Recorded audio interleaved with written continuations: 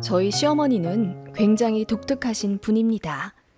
자식들보다 본인이 더 중요하신 분이세요. 예전부터 그러셨다고 합니다. 제 남편은 여동생이 하나 있는 남매지간인데 어릴 때부터 엄마가 해주는 아침밥 먹고 등교해본 적이 손에 꼽는다고 했어요. 어머님이 아침에 일어나는 게 너무 힘들어서 그 어린애들 보고 혼자 가방 챙겨가라고 하셨답니다. 시부모님은 서로 사이 안 좋으시고 같이 살긴 하시지만 대화도 거의 없으셨어요. 추측컨대 아버님은 여자가 있으신 것 같고 어머님도 그걸 알긴 아시지만 굳이 수면 밖으로 꺼내지 않으시는 것 같았어요. 그 정도로 메마른 사이이고 기대도 사랑도 없는 관계죠. 이혼이 귀찮아서 안 하시는 것 같다고 신호도 그러더라고요.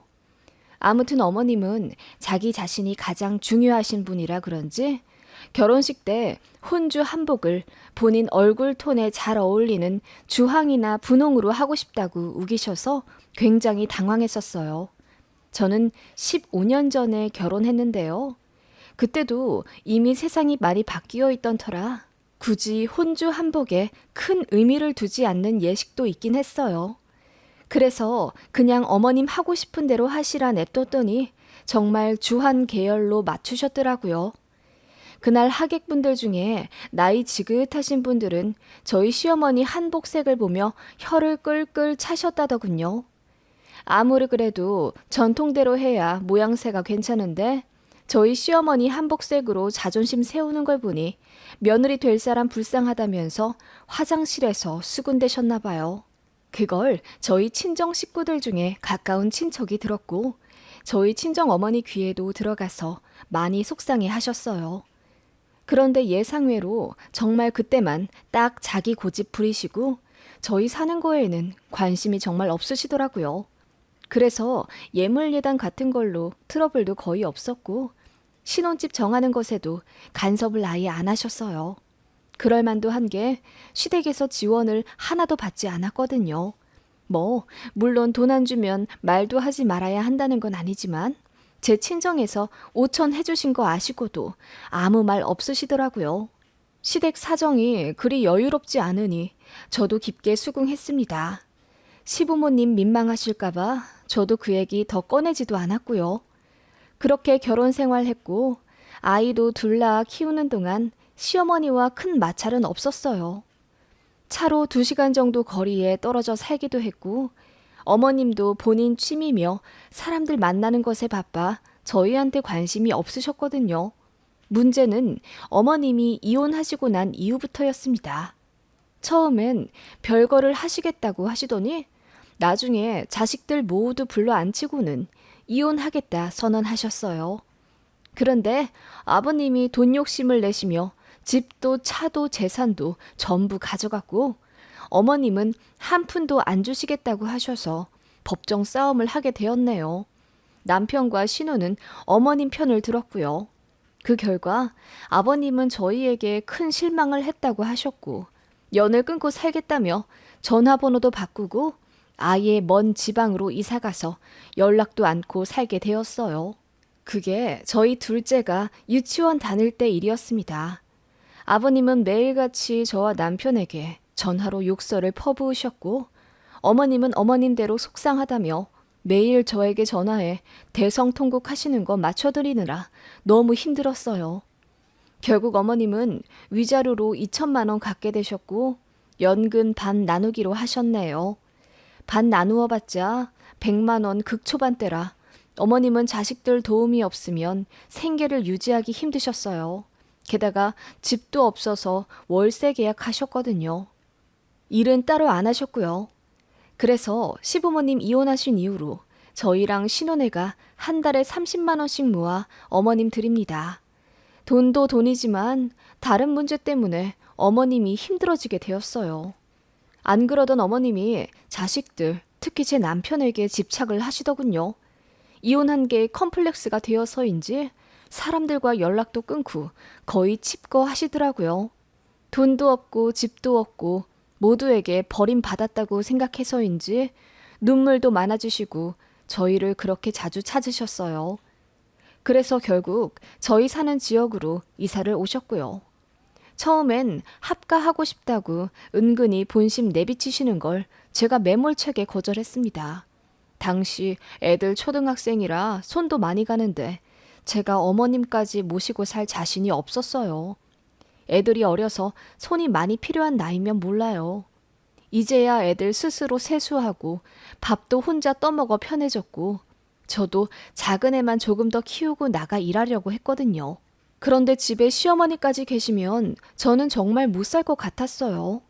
그래서 어머님, 가까운 데 사시면 자주 뵈러는 가도 같이는 못 살아요. 애들도 너무 어리고요. 제 입장도 이해해 주세요. 라고 했더니 어머님이 민망해는 하시면서도 알겠다 하셨어요. 그런데 그때부터 본격적인 시집살이가 시작되었습니다. 어머님은 제가 합가 거절한 게 너무너무 괘씸해 죽겠던 거죠. 신우한테 전화해서 며느리가 자길 싫어한다. 뒤치다거리 싫으니 합가 생각은 꿈에도 말라 했다. 이상한 말을 지어내서 신우가 저를 오해하게 만들었더라고요. 신우랑 그전에는 사이가 그렇게 좋지도 나쁘지도 않았습니다. 그런데 어머님의 이간질로 신우가 저에게 며느리가 돼가지고 불쌍한 시어머니한테 정없이 굴지 말라라고 한 소리 하는 바람에 사이가 급격히 나빠졌습니다. 참고로 어머님은 이혼하신 이후로 명절을 저희 집에서 보내고 싶어 하셔서 제가 요리하고 밥상 차리고 다 했습니다. 그런데 신우가 저 보기 싫다며 명절에도 안 오더라고요.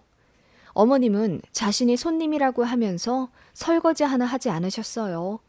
당연히 명절 장보라고 돈을 주신다거나 잘 먹었다고 아이들 용돈을 주신다든지 옷을 사주신다든지의 배품은 하지 않으셨지요. 가까이 살게 되면서 저희 살림살이는 어머님과 공통의 것이 되어갔고 어머님은 제가 전업이라 만만하셨던 건지 툭하면 불러대어 온갖 잠심부름을 시키기 시작하셨어요. 그리고 툭하면 저희 집 오셔서는 이것저것 뒤지시더라고요.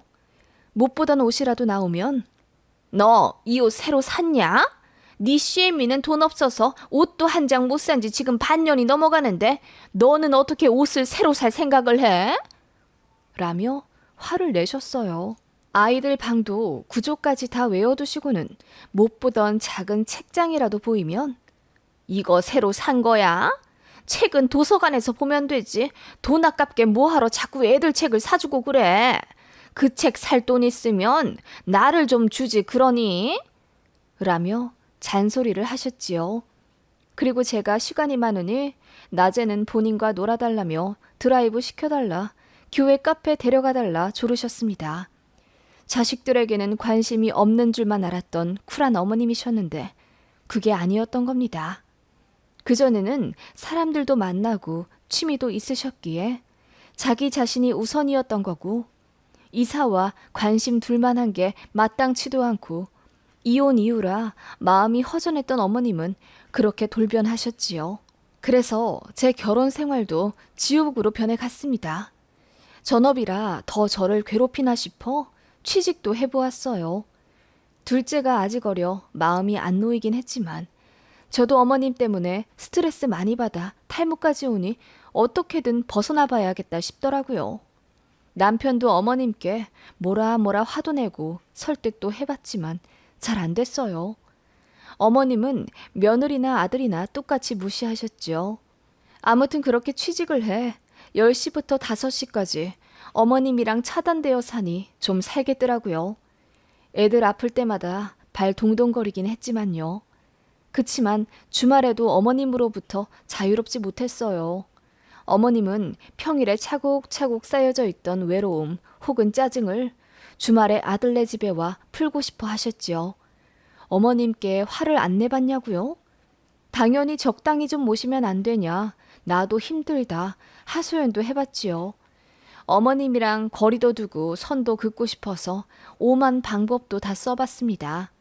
전화 오면 안 받기, 집 비밀번호 바꾸기, 어머님 오셨을 때 없는 척하고 문 안 열어드리기 등의 방법도 써봤어요.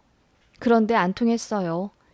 이사까지 생각해봤지만 우리 아이들이 전학 가기 싫다고 울고불고 난리나는 통에 그것도 관두었습니다. 어머님은 나이를 먹어 더 그러신 건지 아님 이혼 후유증인지 참 사람 힘들고 피마르게 하셨어요. 남편과 이혼 운운하며 싸우기도 하며 어느덧 큰애가 중학교 갈 정도로 살았습니다. 힘들었지만 저도 뒤늦게 취직한 곳에서 나름 인정도 받고 차도 하나 제 마음에 드는 걸로 사 끌기도 하면서 제 복잡한 마음을 달랬네요. 물론 제가 차 샀을 때도 어머님의 폭언은 장난 아니었습니다. 네가 어느 때라고 차를 사? 그럴 거면 네 시애미 집이나 전세로 바꿔주지. 다달이 돈 나가는 게 무섭지도 않아? 그 말에 저도 어머님, 제가 차가 있어야 돈을 벌 거 아니에요. 그 월세 제가 대드리는 거라고는 생각 안 하세요? 라고 무대뽀로 나가기도 했어요. 남편도 어머님 때문에 미안한지 담배도 끊고 집안일도 하며 제 비위 맞춰주더라고요. 그런 것들 때문에 그리고 저도 연차가 차니 어머님께 대놓고 할 말을 할 수 있어서 겨우 살았습니다. 어머님은 그냥 제 업보라고 생각하니 좀 편하더라고요. 그래서 어머님의 그 지랄 같은 성격도 그러려니 하고 한 귀로 듣고 흘렸고요. 그치만 어머님이 그것마저도 다 망쳐버리셨네요. 저요? 이제 어머님 뵈러 안 갑니다. 어머님도 제 집에 감히 못 오시고요. 작은애 고등학교만 졸업하면 바로 이사 가려고 남편과 계획도 짜놓았어요. 어머님과 멀어지기 위해서요. 이유는 어머님과 정말 잊지 못할 한 사건이 있었기 때문입니다. 때는 작년이네요. 참 추웠던 어느 날 어머님이 저희 집에 오시겠다고 토요일 새벽부터 집을 나서셨어요. 그날은 한파주의보가 계속되던 날이라 제가 오지 마시라고 저희가 오후에 어머님 댁에 가겠다고 그렇게 말렸는데도 구태여 저희 집에 오시겠다 하셨어요. 아마 노인정 때문이겠죠. 어머님이 저희 아파트 노인분들이랑 친해지시면서 노인정도 들락날락 하셨는데 거기서 썸 타는 할아버님이 생기셨나 봐요. 그분이랑 친해지면서 아파트 단지 데이트도 하고 뭐 그러셨다고 하더군요. 그렇게 어머님은 새벽부터 집을 나서셨는데 문제는 멋부리신다고 구두를 신으신 겁니다. 연석에 살얼음 있는 줄도 모르고 발을 올리셨다가 그대로 뒤로 넘어지셨어요. 지나가던 사람들이 119에 신고해 주셔서 바로 병원에 가시는 바람에 동상은 안 걸리셨어요. 그렇게 어머님은 팔꿈치 골절 및 타박상 그리고 머리 쪽도 부딪히시며 검사를 받으셔야 해서 입원을 하게 되었습니다. 다행히 머리 쪽은 괜찮은데 골절이 심했고 어머님도 오래 입원하길 원하셔서 요양병원에 겨울 내내 입원해 계시기로 했습니다. 물론 저희가 돈 다 대드렸죠. 신우는 애들 교육비 때문에 적자라고 하면서 오빠인 저희더러 어머님 병원비 좀 대달라 하더군요. 사정이 정말 어렵다면서 하소연까지 하던 신우예요. 아무튼 저희가 돈도 내고 틈 날 때마다 어머님도 뵈러 갔어요. 제가 일하는 터라 간병을 못하니 대신 방문이라도 자주 갔습니다. 그런데 어머님은 그조차 마음에 안 드셨나 봐요. 며느리가 버젓이 근처에 있는데 간병인을 쓰는 게 너무 창피하다면서 저더러 잠깐 회사에 장기 휴직을 내던지 아님 관두던지 하는 건 어떠냐는 거예요. 어이가 없어서 어머님 간병 때문에 일을 관두라고요? 돈 나갈 때가 당장 천지인데 저라도 안 벌면 어떻게 해요? 라고 저도 언성을 높였더니 더 이상 그 말씀은 안 하시는데 저한테 삐지신 것 같더라고요. 정작 아들한테는 아무 말씀 안 하시면서 며느리는 만만한지 맨날 저한테 전화해서는 다리도 아프다, 머리도 아프다 호소하시고 제가 병원 방문하면 그렇게 저를 붙잡고 우세요. 남편이 가면 전혀 안 그러신다고 하더군요. 아무튼 그러다가 저는 회사 워크숍이 잡혀서 주말에 강화도에 가게 되었어요. 안 가고 빼려고 했는데 회사 동료 언니들과 마지막이기도 해서 큰맘 먹고 주말에 강화도에 가게 되었습니다. 어머님은 거의 다 나으셨기도 해서 안 그래도 퇴원을 하려던 참이었거든요. 애들 아빠가 알아서 한다며 저를 등 떠밀어 보냈기에 저도 어머님 걱정 안 하고 잘 다녀올 수 있었습니다. 그런데 강화도에 도착한 그날 저녁 어머님으로부터 부재중 전화가 32통이나 와 있더군요. 놀라서 받으니 어머님이 소리를 치시며 너 강화도에 놀러 갔다며? 아범한테 들었다. 자고 올 거냐? 늦어도 오늘 밤에는 꼭 와라. 라며 화를 내고 끊으시더라고요. 어이가 없었고 또 저도 마침 한잔 한 이유라 바로 잊었어요. 그렇게 워크숍을 끝내고 다음 날인 일요일 점심 지나 집에 오게 되었습니다. 어머님 계신 병원에 가보려고 하니 남편이 말리는 거예요. 퇴원이 일주일 미뤄졌고 본인이 알아서 하겠다며 저더러 신경 쓰지 말라고 하는데 느낌이 좀 이상했어요. 그래서 계속 캐물으니 남편이 하는 말이 놀랍더군요. 제가 아픈 시어머니 두고 회사 사람들이랑 놀러 갔다고 어머님이 병원에서 난리를 치셨다는 거예요. 어이가 없었어요. 남편이 저에게 한동안 어머님 뵈러 가지 않는 게 좋겠다며 저더러 신경 쓰지 말라고 하더군요. 알겠다고 했어요. 제가 어머님 마음을 달래드릴 이유는 없으니까요. 그렇게 남편이 알아서 어머님 퇴원 수속까지 해드리고 집에 모셔다 드렸지만 저는 가지 않았습니다. 어머님이 화가 단단히 나셨대요. 그래서 남편이 절대적으로 서로 안 만나게 했습니다. 그런데 신우가 전화를 하더군요. 자기 엄마 퇴원하고 한 달이 지났는데도 뵈러 안 간 게 사실이냐며 따지더라고요. 그래서 가려고 해도 애들 아빠가 못 가게 해서 못 가는 거다. 어머님이 화가 엄청 나셔서 서로 마주치면 상황이 더 안 좋다더라 했더니 신우가 피식 웃으며 오히려 언니는 좋겠네요. 귀찮은 시어머니 남편 핑계대고 안 봐도 돼서 하고 끊더군요. 그 말에 더 열불이 났어요. 그렇게 시댁에 영영 가고 싶지 않았는데 어머님이 부동산 관련 일이 터져서 난리가 났어요. 신우 남편도 부동산 쪽으로 잘 알기도 하고 저도 어머님 집 보증금에 돈이 묶여있는 터라 모른 척 할 수가 없어 시댁에 가게 되었어요. 그렇게 어머님 퇴원 후에 모두가 마주치게 된 겁니다. 어머님 댁에 들어서며 어머님 저희 왔어요 라고 했는데 별안간 눈앞에 별이 반짝하더군요. 얼얼한 뺨을 어루만지며 정신을 차리자 어머님이 씩씩거리며 제 뺨을 치신 걸 알게 되었습니다. 어머님, 이게 뭐 하시는 거예요? 몰라 묻냐? 아픈 시애미 내 팽개치고 회사 사람들이랑 시시덕거리며 놀러 갔다 오니 좋더냐? 내가 자고 오지 말라고 했지? 어디 시애미 말을 개똥으로 듣고 무시를 해? 시애미가 병원에 입원해 있으면 자중해야 할 것 아냐? 그리고 퇴원을 한 게 언젠데 여태 안 오다니? 어머님은 한동안 흥분을 가라앉지 못하시고 입에 침을 튀겨가며 제가 잘못했다 설교를 하셨습니다. 저는 어이도 없고 분통이 터져 눈물이 나오더군요. 어머님, 제가 뭘 그리 잘못했나요?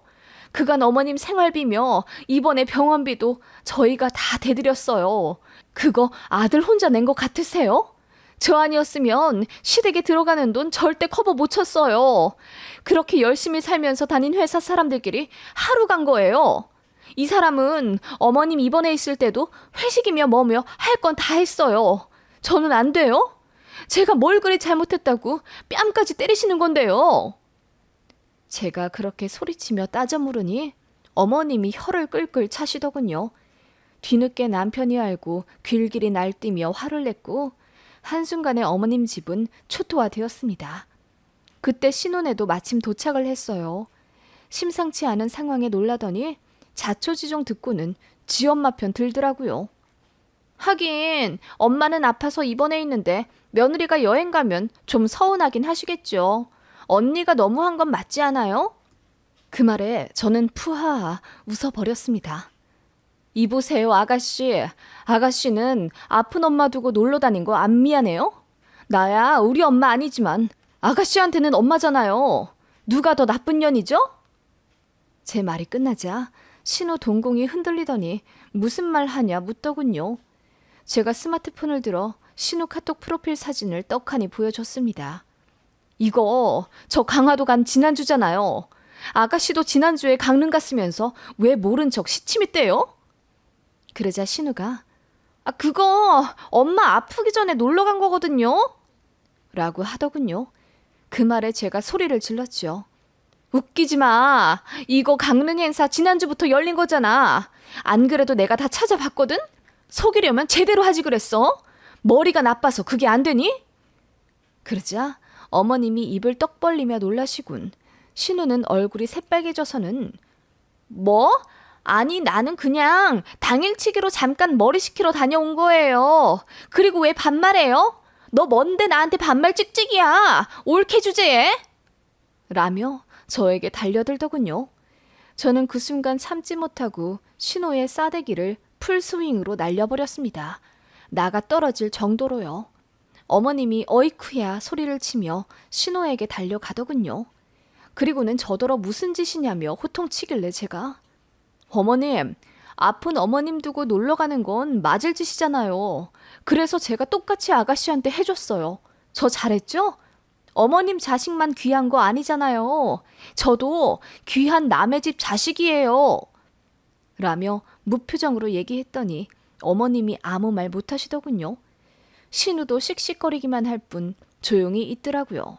그 앞에 대고 돈 없다고 하길래 어머님 병원비도 우리가 다 냈는데 넌 그 돈으로 여행 갔냐 따져 물으니 고개 숙이더군요. 그렇게 살지 말라고 삿대질하며 소리쳤습니다. 속 시원하더라고요. 그 난리통에 급하게 자리는 정리됐습니다. 저는 남편과 돌아오는 차 안에서 나는 어머님께 대든 것, 아가씨 때린 것 전부 하나도 안 미안하니 억울하면 이혼하자고 했더니 남편이 아니라며 저 잘했다고 하더군요. 그리고는 미안하다며 핸들 잡고 펑펑 울더라고요. 몇 년 동안 남편도 어머님한테 질릴 대로 질리고 시달릴 대로 시달렸는데 이번에 펑 터져버린 거죠. 저한테 미안하기도 했지만 본인도 스트레스 받아 모른 척한 부분도 있다며 인정했습니다. 그리고 이제는 브레이크를 잡아야 되겠다며 저더러 시댁일에 신경 쓰지 말라더군요. 본인도 어머님이랑 거리 둘 것이라 하길래 흔쾌히 그러라 했습니다. 그렇게 남편이 다 정리했어요. 며느리는 이제 어머님 보러 안 올 거니 연락도 하지 말고 찾아오지도 말라고 했답니다. 그랬더니 어머님이 대성통곡 하셨다더군요. 그날 이후로 어머님이 제 집에 몇 번 찾아오셨지만 그냥 문 안 열어드리거나 오셔도 저는 쌩안이 나갔어요. 그랬더니 더는 집에 안 오시더라고요. 번호는 차단한 지 오래라 전화나 문자가 왔는지도 몰라요. 어머님 관련 일은 다 남편이 알아서 하고 있어서 저는 오히려 편하네요. 지긋지긋한 어머님 무스리짓 더는 안 해서 좋고 이제는 우리 아이들한테 더 집중할 수 있어 좋네요. 이사갈 날만 기다리고 있어요. 어머님도 신혼의 집 근처로 이사 간다고 하더군요. 근데 웃긴 건 신우가 그걸 싫어한다는 거예요. 모쪼록 저는 발 뺐으니 이제라도 편하게 살아보렵니다. 저 할 만큼 했다고 볼 수 있겠죠? 그 누구보다 자기 자신이 먼저인 시어머니. 이런 분을 누가 존경하고 보살펴 드릴 수 있을까요?